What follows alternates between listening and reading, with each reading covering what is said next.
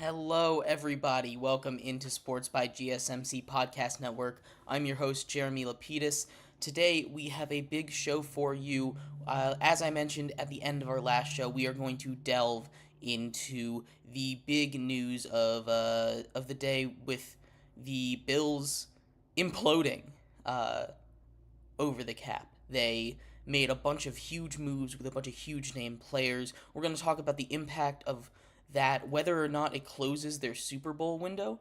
That's going to be our first segment. In our second segment, we're going to take a look at the NFL safety market with how many huge names are on there, including some of the ones that got released from the Bills and the Giants and a couple other teams that we have talked about recently, what we expect to look like in the offseason. In our third segment, there has been a whole bunch of signings.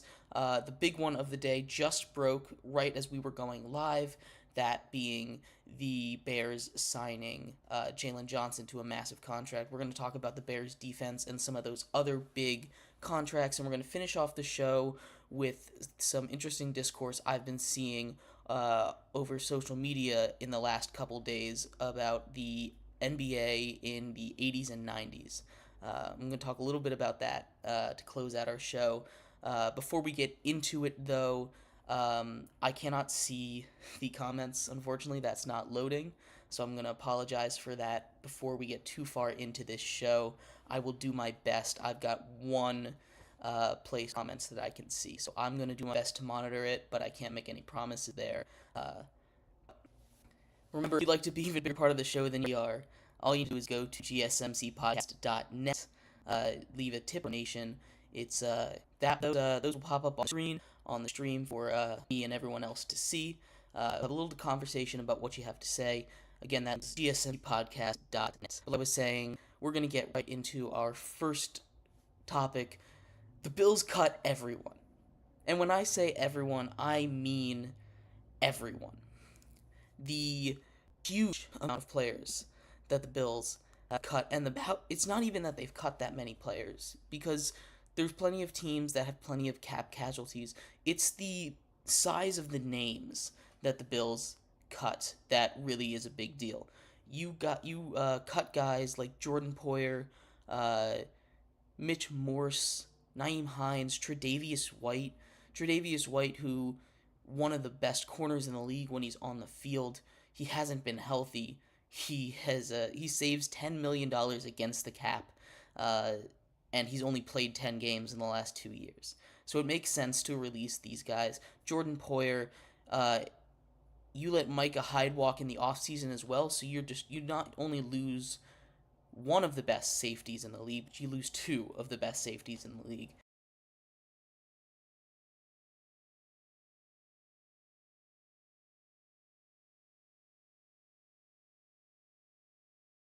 That safety duo was incredible, and now it's just gone. And you lose some other key depth pieces. You know, Mitch Morse is one of the is a top center in the league. You've seen the Bills run without him. They had a lot of issues this season, in particular when he wasn't on the field. There were a lot of botched snaps in key moments without Mitch Morse there. Nyheim Hines, he's a depth running back. Really good on special teams. He obviously had that moment, the game back from DeMar Hamlin last year when he had two kick return touchdowns. And Cyron Neal and Dante Hardy, two, again, depth pieces. This is all to save cap. That's the reason that they cut everyone. They also were able to restructure Von Miller's contract, a huge contract for a guy that is 35 at this point, I believe, and is having a little bit of trouble staying healthy.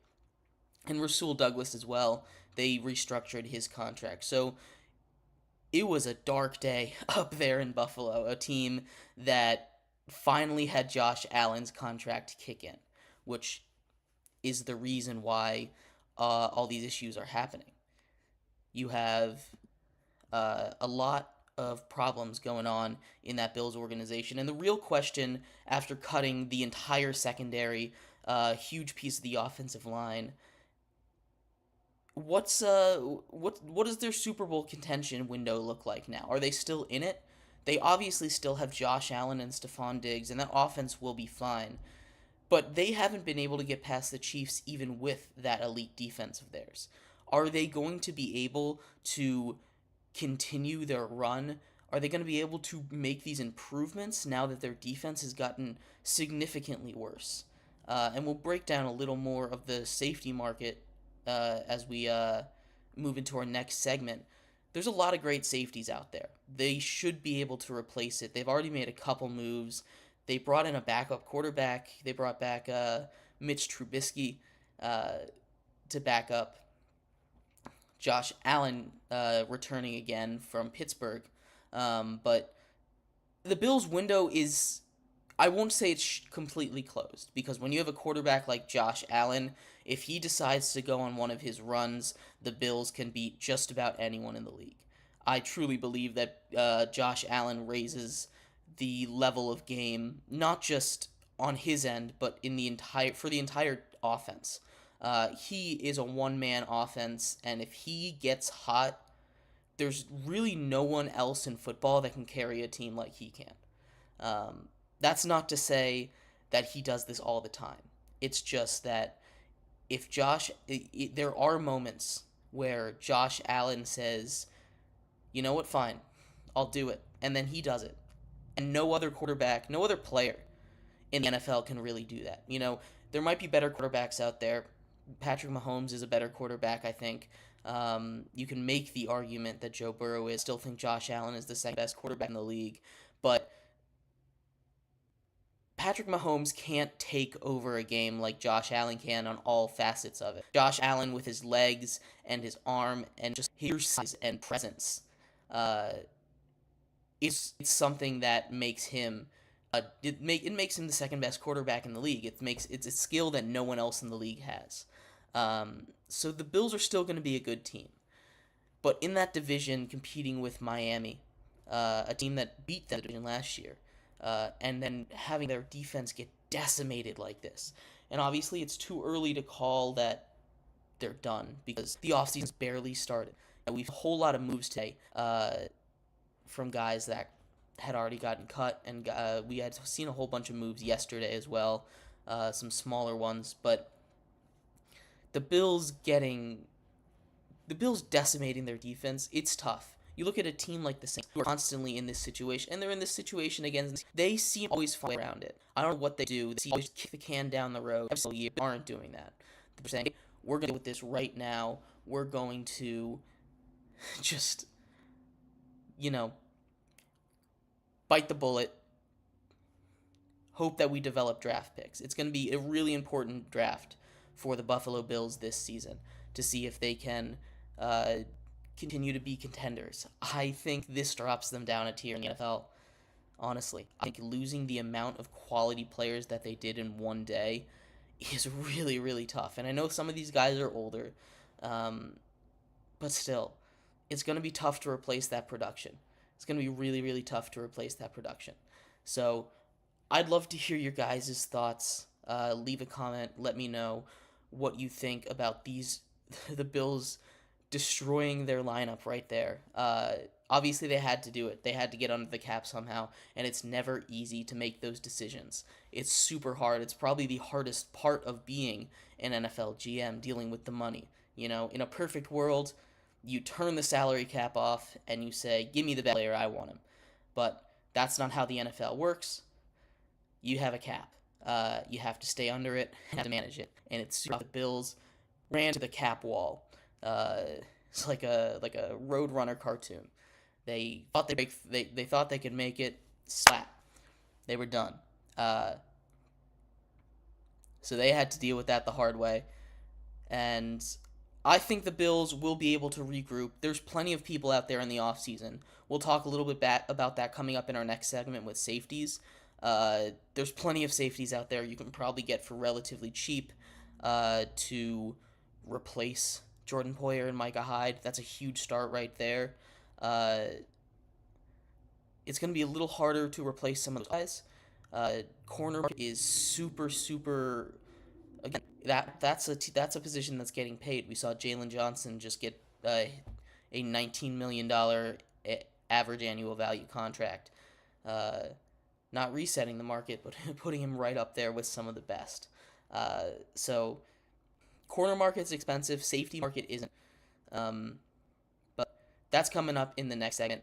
Thank you guys for sticking around through this one. We'll be right back on GSMC Podcast. I feel like losing my mind. Is everybody in the world blind? Please, Lord, give me a sign, a sign. I feel like I'm losing my mind. Is everybody in the world blind? Please, Lord, give me a sign.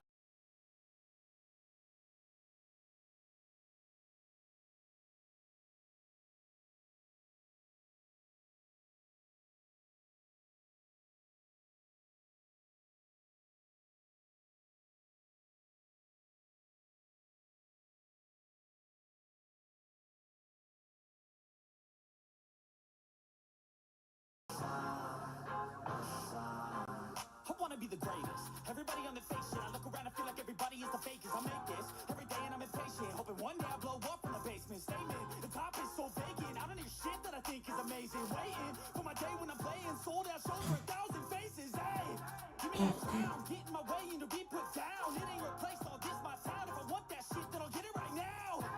I'm losing it, the noose it fits. I'm losing shit, a stupid myth. You choose to live, I choose to dip. You choose to fight and lose your grip and lose a gift. Oh. I feel like I'm losing my mind. Is everybody in the world blind? Please, Lord, give me a sign, a sign. I feel like I'm losing my mind. Is everybody in the world blind?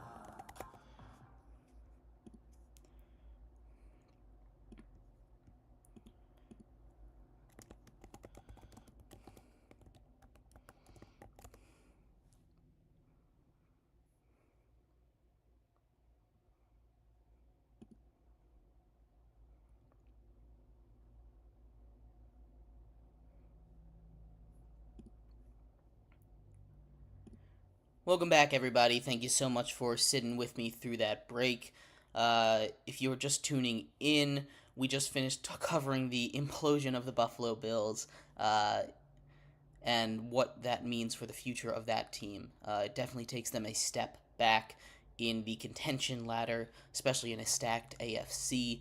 In this segment, we are going to look into the safety market. We're going to talk a little bit about the multitude of big name safeties that are out there, and what the markets look like. We had one safety get signed today, I guess re-signed, that being Tyrann Mathieu, the Honey Badger down there in New Orleans. He signed a 2-year, $13 million deal. Not sure how much of that is guaranteed. I haven't seen those exact numbers yet because that contract just came out when we started going live. But there's a lot of huge name safeties out there. We're going to get a little bit into that. But before we do, remember that if you would like to be an even bigger part of the show than you already are, all you need to do is go to gsmcpodcast.net. Again, that link is gsmcpodcast.net. Leave a tip or donation. Your message will pop up on the bottom of the screen. We'll have a little discussion about what you had to say. We appreciate everything you have to give. Again, gsmcpodcast.net. But like I was saying, segment 2 here, we're going to talk about the NFL safety market. And the safety market in the NFL is really interesting. We obviously know the state. The way that these markets work, it's based on positional value a lot of the time. And most of the time, it's not a huge issue. You obviously had the big spat with the running backs last season. But we're kind of seeing a similar thing start to happen with safeties, where they're being less and less respected as an important position in the NFL, which kind of shocks me, especially after the season that Kyle Hamilton had at safety for the Baltimore Ravens. There was discourse about how we don't value safeties enough. Look what Kyle Hamilton's doing. He's helped transform that Ravens defense. He's all over the place, being just an incredible defender. He's so versatile, and that's what safeties are. They're a hybrid linebacker, a cornerback. They do everything. They're your over the top defenders. They're the guys that help stop those big plays. They're the guys that, you know, keep it so that the quarterbacks can't uncork it downfield. The safeties are a very underrated position, but NFL teams, just like running backs are hugely important, but NFL teams are really devaluing them. And some of these major safeties that are out there, uh, you know, they're pretty big names. We talked about Xavier McKinney yesterday. I think he's incredibly underrated. Jordan Poyer and Micah Hyde, both of those from the safety duo of the Buffalo Bills are out there. Those guys are a little older, but they can still hold their own. You have Justin Simmons, an elite safety, who's been with the Denver Broncos for quite some time, getting cut today. You had the the I'm sorry. You had a lot of massive name safeties getting cut today, and it's really interesting because Tyrann Mathieu, we mentioned, got paid 2 years, $6.5 million a year. Not a huge deal for a guy who is still, he's older again, but he's not at the top of his class, because he's a little older. He's still kind of up there, but he's not all the way up there. The safety market, we had Keanu Neal, who DB safety, depends on who you ask. He got cut today as well. It's been a mess in that safety market. So many big names out there, and I'm interested to see how this evolves, because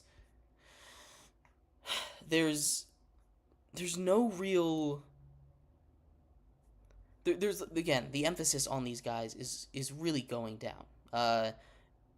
The NFL has been playing a lot more of cover 2 and getting to the passer quicker. The new thing in the NFL is get the ball out of your hands quickly so your quarterback doesn't get hit. And that makes the safety's job a little less important. You have a little less people, a lot less down the field throws, because quite frankly they just take longer to set up. It's less likely to be open. The quarterback has to hold it for longer. These pass rushers are incredible nowadays, and you can do a lot in the mid-range, underneath game with how explosive the wide receivers are nowadays. So the safety position is starting to become less important, and that's due to the way that the safeties are playing. I think it's backwards thinking with the safeties market. Because the reason that safeties are getting undervalued is because they're playing good.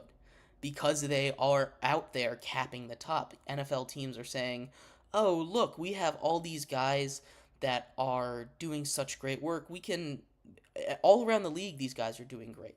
So we don't need to pay these guys all that much because there's so many of them. And that's the kind of backwards thinking that I don't quite understand. It's partly defensive scheme. You have 2 guys back there, it's going to be harder to throw back there than it is if you have 1. Because when you're trying to target an area, it's harder to target an area with 2 than there is with 1. But also, 2 guys back there means less guys up short. So NFL defenses are giving up those shorter passes on purpose. And it's not really these safeties' fault. You have to have someone back there. This isn't happening without the trend of defenses changing their scheme to cover 2. There used to be a lot more cover 1 high safety, load the box, deal with the run, because the league was a lot more run heavy. Now it's become more pass heavy. The defenses are evolving. We're going to see a shift in these kind of things. Safeties are really, really, really important. Again, people look at linebackers as the quarterbacks of the defenses, but safeties are just as important. They get that bird's eye view. They're the ones that's going to clean up for any missed coverages. They're the ones that are going to help clean up any missed tackles. If you have bad safeties in the back, your defense is really going to struggle. They're the last line of defense. You want the last line of defense to be it doesn't have to be the best, but it can't be the worst. Because if it's the worst, once they get by your second level, it doesn't matter what happens. They're just gonna keep going to get these explosive plays. It's gonna be so much easier to make these explosive plays. Having a really competent safety back there, at least one, I think is essential to having an elite NFL defense. You look at teams like the Steelers, who have had a really good defense for a long time. They have had just a cavalcade of great safeties over and over again. Right now it's Micah Hyde, or not Micah Hyde, Minka Fitzpatrick. I apologize. Speaking of the Bills, their defense has been incredible. They had probably the best safety duo in the league. The Saints, the Giants in that back half of the season had a really solid defense. Xavier McKinney was a huge part of that. It's not like the front of that defense changed. It feels like people are really undervaluing that safety position to me, and I don't quite understand it. I don't understand why teams just decide that safeties aren't important anymore. Yeah. I think safeties, well, they're not the most important part of the defense. Obviously, the trenches, you got to build in the trenches, and then you build out from there. But you need to have a competent last line of defense. We've seen the Ravens are a great example how big of a difference having a guy like Kyle Hamilton at safety can make. It's that your safeties are the best athletes on the defense.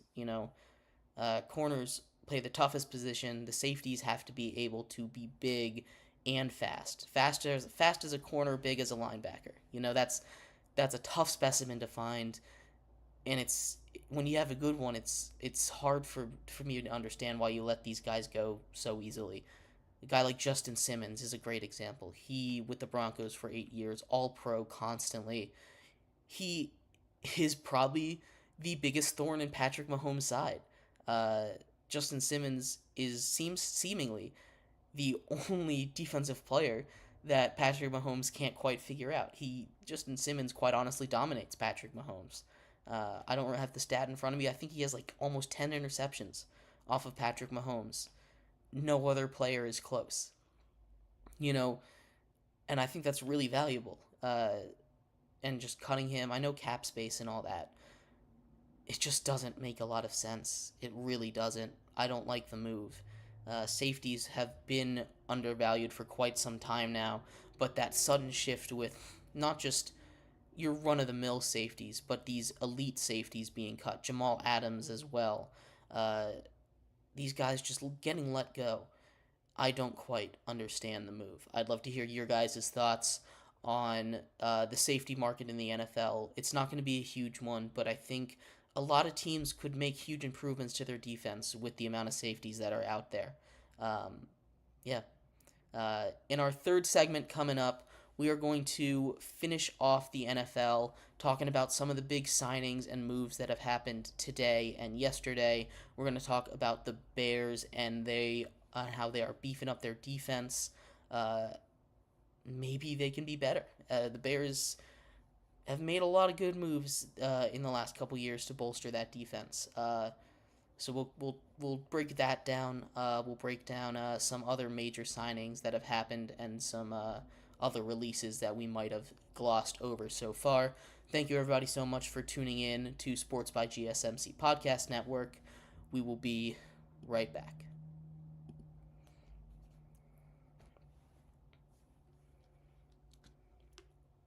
For the best and latest podcasts available anywhere, go to the podcast app on your cell phone and type in GSMC to access free content-rich podcasts on health and wellness, book reviews, sports, entertainment, relationships, social media, movies, technology, finance, and even weird news.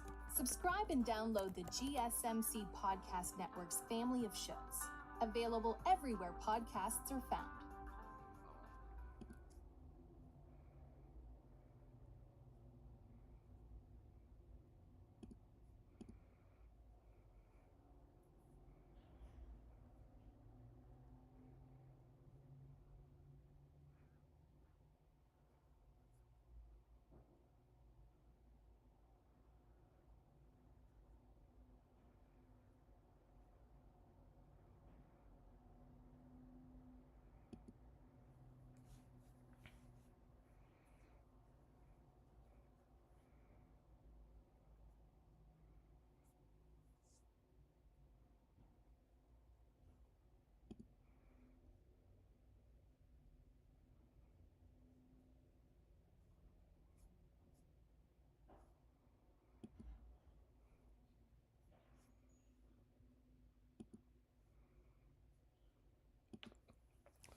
Welcome back, everybody. Thank you so much for sticking with me through that break. If you are just tuning in, we just finished talking about the safety market in the upcoming NFL offseason, what it might look like, and the devaluing of the safety position.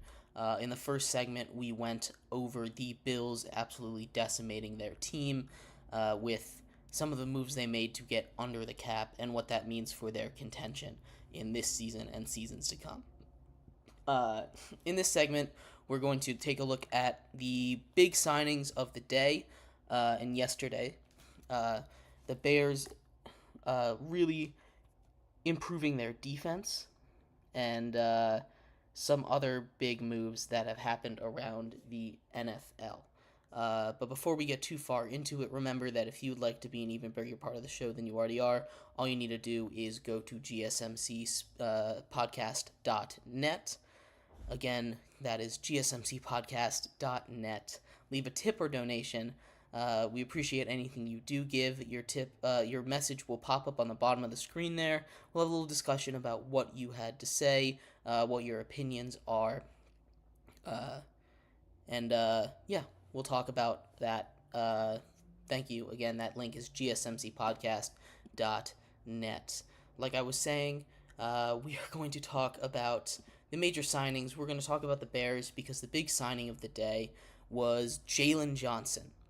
Jalen Johnson, the all-pro corner from the Chicago Bears, getting signed to a 4-year, $76 million deal. A huge contract, making him the fourth highest paid corner on the market by average annual value.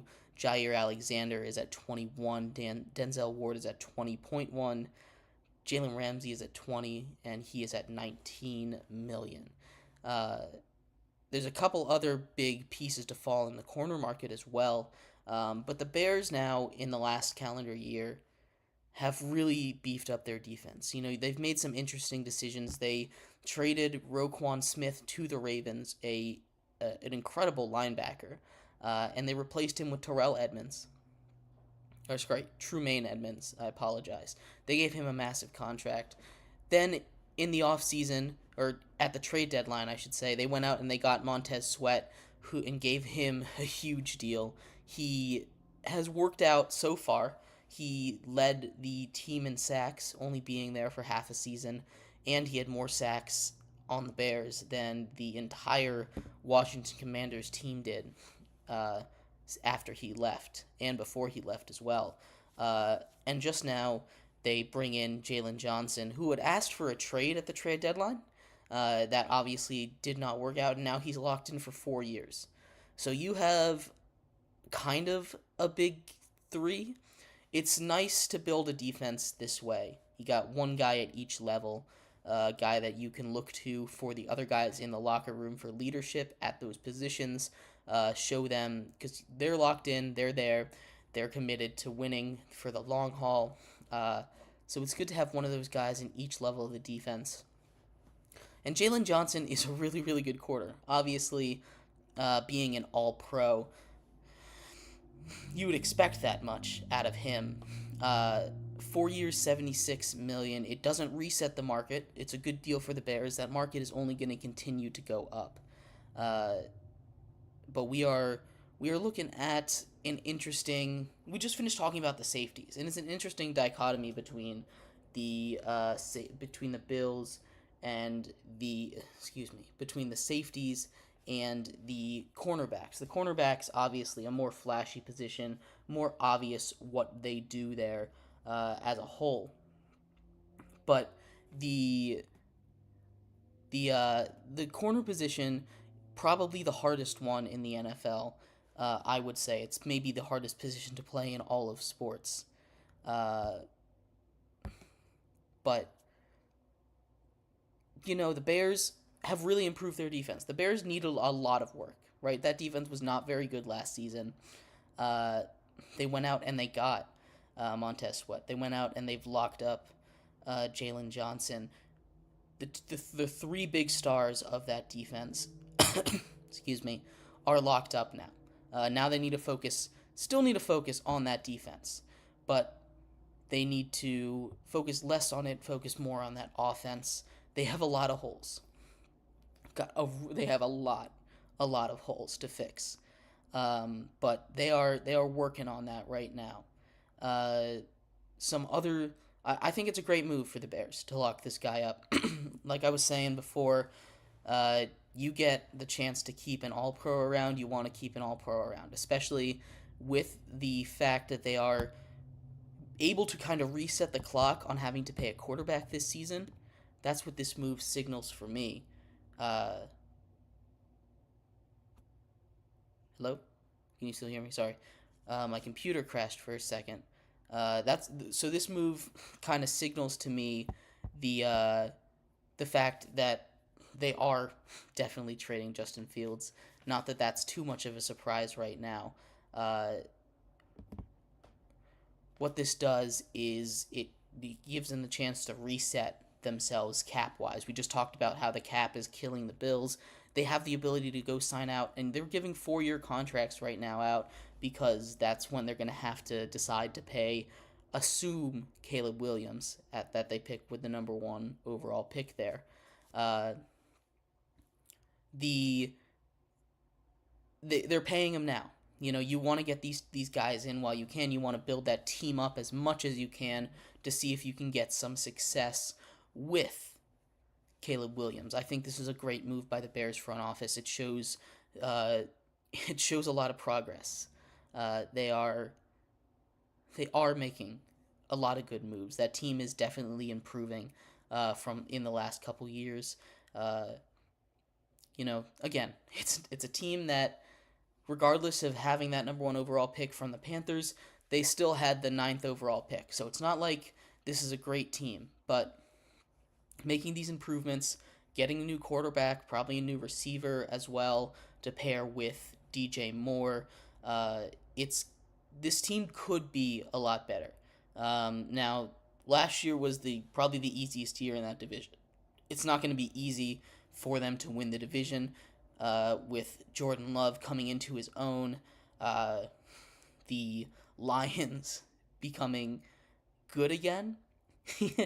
Crazy. And whatever the Vikings are doing, they're not a bad team either. That could be a really, really tough division next year. It already is going to be a little tough at the top, but theoretically there's a world where all 4 of those teams are competing for a playoff spot next season.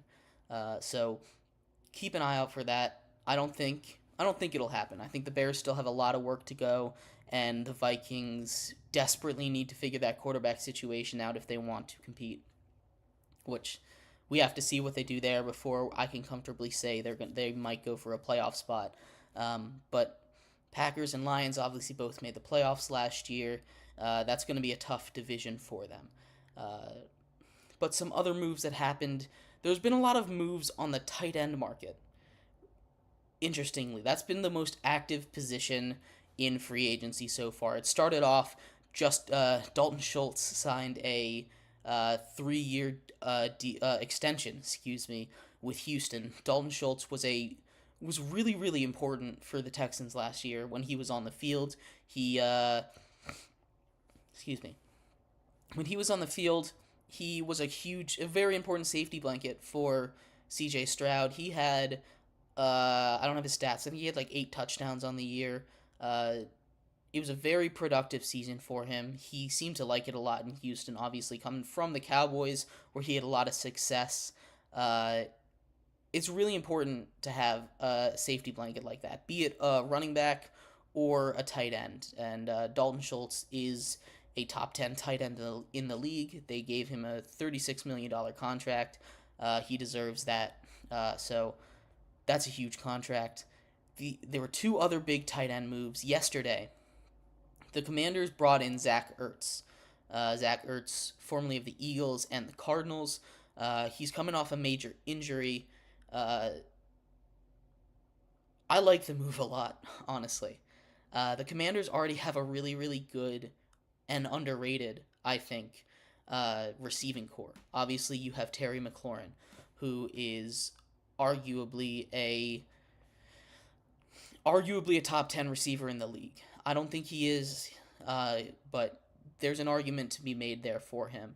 Uh, you have Curtis Samuel, who really good out of the slot, uh, and then you have the Jahan Dotson, who can be an effective deep threat if he gets the ball. He's fast, he's long, uh, and you add Zach Ertz to that, a team that had cut Logan Thomas, who in his own right was a pretty solid tight end, who's just a little older and had some injury issues.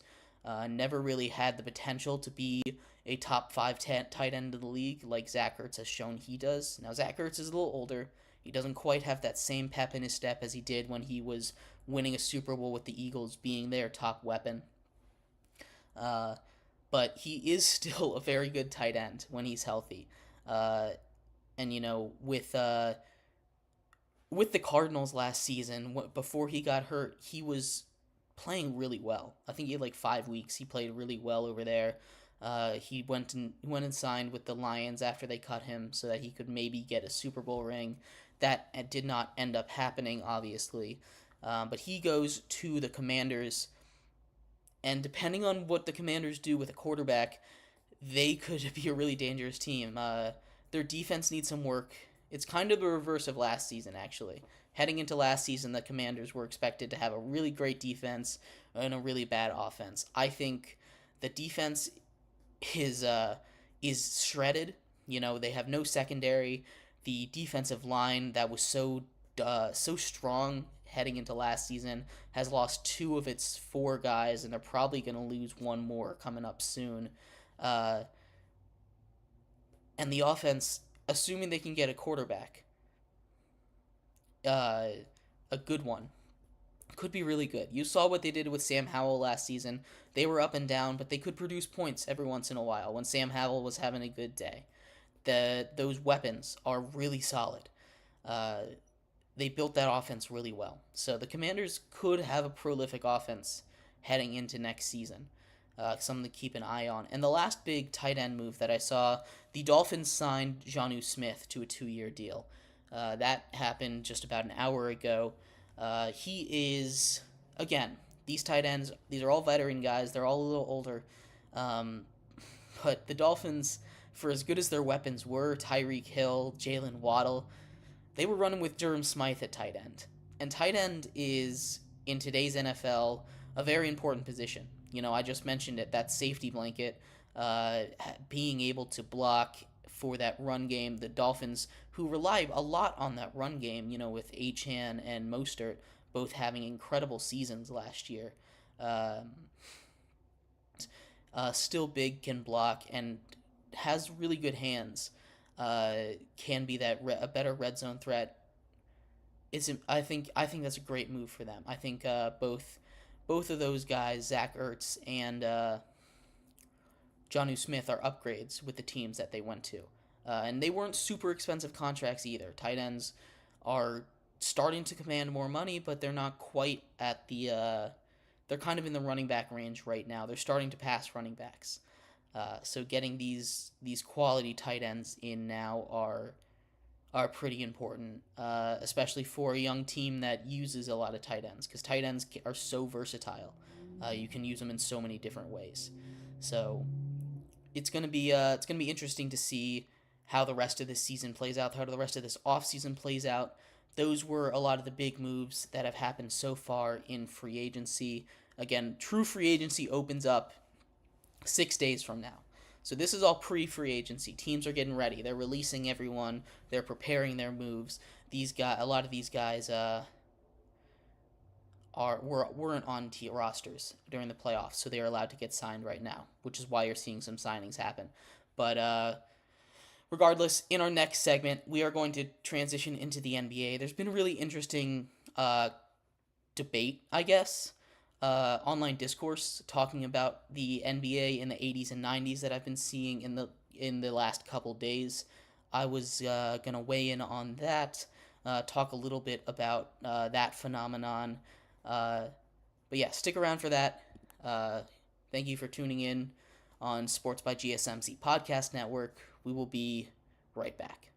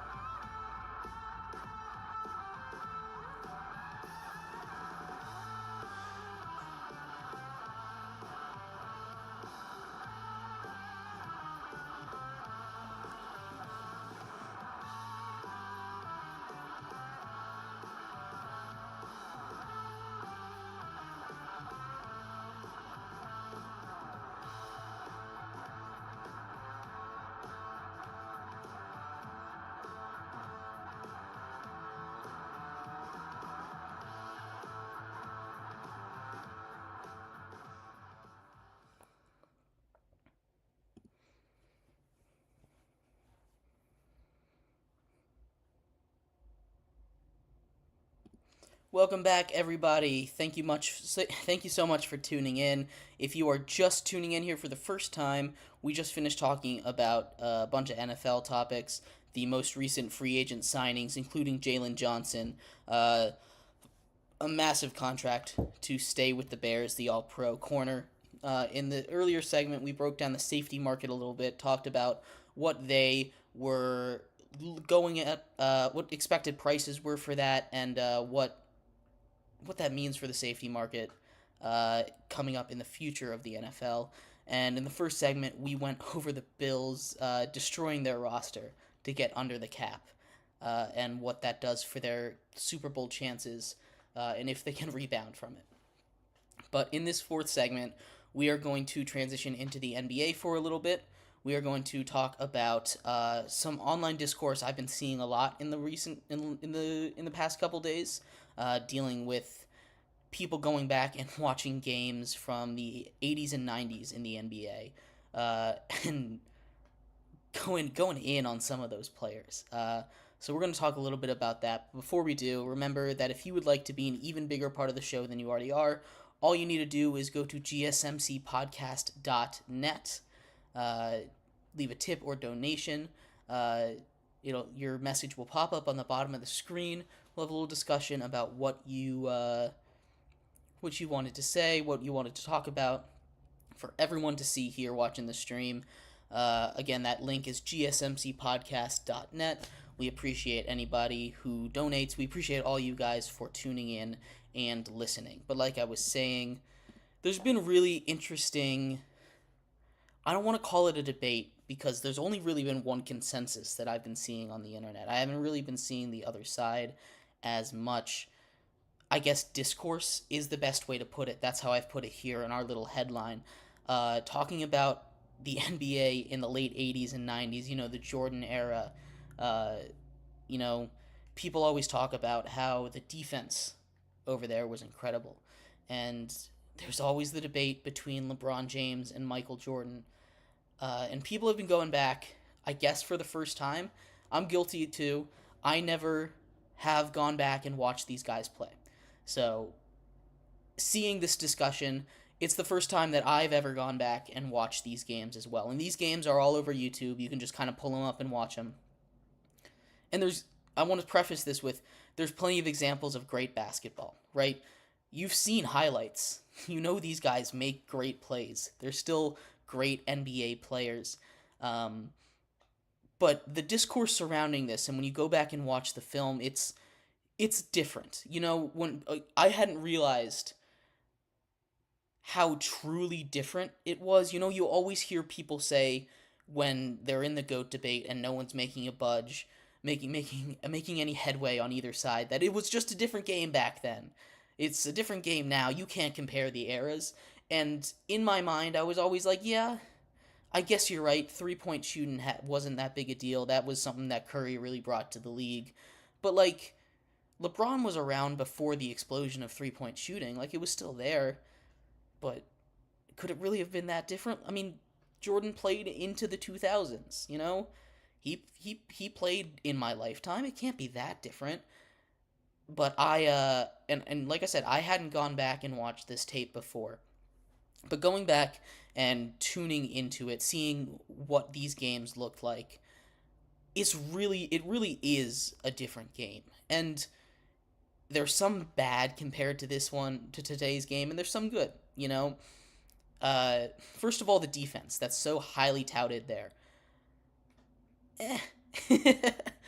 It's not that crazy. I mean, a lot of that crazy defense, the Bad Boys Pistons with the and Michael Jordan, they're just tackling each other sometimes. There's some straight up illegal defense. You can go back and watch some clips of them just crashing into each other or holding each other or again tackling. Just not really defense, more it's illegal defense back then. And it's not just those games, but those are the big thing you watch for the defense. I went back and watched Pistons Bulls series back then. And then the other thing is, we talk about spacing in the NBA today and how it was so much more packed in the paint. And in my brain, I was always like, yeah, it was obviously more packed in the paint. There weren't that many great shooters. They weren't extending them out to the 3-point arc as much. Still a little bit of spacing. But when we watch these games, they're setting their defense with like three guys inside the paint, like a traditional. When you're being taught the fundamentals of basketball, and you have your center planted in the middle of the paint. You've got your two low guys at the block. The block at the bottom of the paint, and then you put your two wings not at the free throw line, but not at the 3-point line, but at the corners of the free throw line. And they were just kind of camped there in that little box a lot of the times from what I was seeing. And they wouldn't go out and they wouldn't challenge shooters. And that's not to say that they didn't at all, but they would just kind of let them chill out in the mid-range. They would let them chill out behind the arc because they weren't a huge threat to shoot, but they would let them get a lot closer than I would have expected. There was a lot more separation because they were really scared of, I guess, the drives. They were not letting people drive. Like, you go through that paint was bodies. There was no space for you to go through. That is true. But that's because no one was guarding shooters. And it's not like they couldn't shoot back in the day. You still had some really good shooters, not like compared to today's game shooters. No one was shooting 40% from 3 consistently back then. Maybe one or two guys, but mid-range, you put them at the elbow. There's just open shots all the time. Good ball movement would get someone open like that every single game. It was really interesting to watch. And I understand that it's a different era, but it just... And maybe I'm biased, because the only basketball that I have really watched before this week, is, modern era basketball with 3-point shooting and uptight man-to-man defense, zone defense, this high-energy defense and stuff when it's good, not giving people space to shoot. There was just a lot more space to get your shot up, was my takeaway. And that's not to say that these players are bad. Again, I don't want this to be the takeaway, because Jordan still was incredible. I think, regardless of what you see on that tape, and I think Jordan could still play in today's NBA. I think he would still be a top 10 player in today's NBA. Definitely, probably top 5. He is incredible. He's the second best player of all time. But it's not the same level of defense. It's not that mythical defense that that I've been hearing about my entire life. It's not that same level of, oh my goodness, defense nowadays is so weak.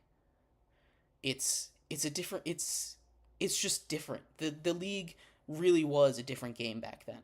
And I hadn't quite realized that. That's my main takeaway from this discourse. A lot of people are going back and they're looking at Jordan and they're saying, oh, he had no left hand. And it is funny to watch that sometimes.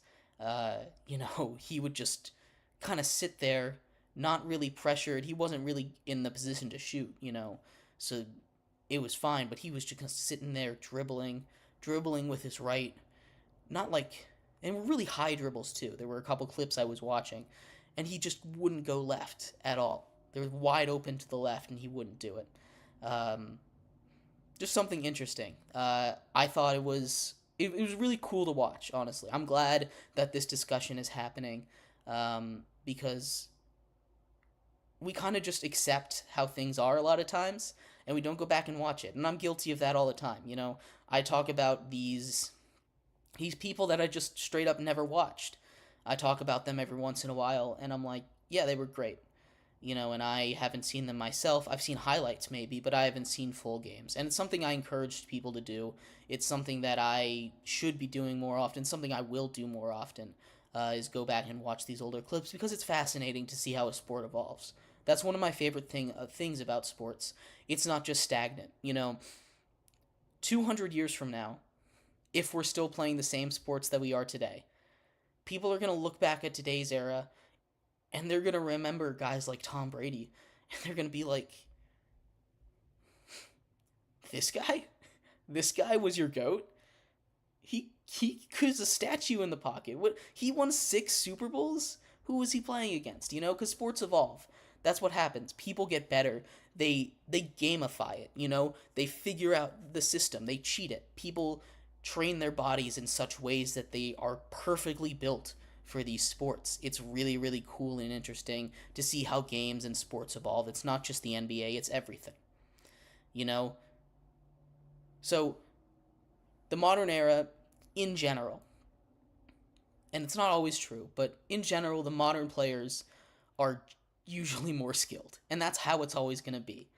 You're always going to have old heads. We're going to be old heads one day. We're going to be like, LeBron was so much better than whoever comes up and challenges him next, you know? But it's super cool to go back and watch these things. And now that the internet is out there, you can. You weren't able to do that back in the day. You just had to take people's words for it. So I highly encourage everyone, if you're interested in this stuff and you really want to go back and have a true opinion on this stuff, go back and watch it. It's not that long to go watch. You don't have to watch everything. Go watch like a handful of games. Go watch one series, you know? It's really cool. I highly recommend to go do that. But anyway, thank you everybody so much for tuning in to today's episode of Sports by GSMC Podcast Network. I've been your host, Jeremy Lapidus.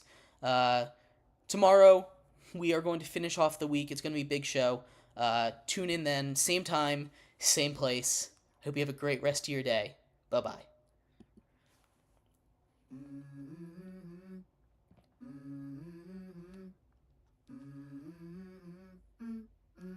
Let's go. I wake up to a little bit of drool on my pillow, feel like it's gonna be a bad day.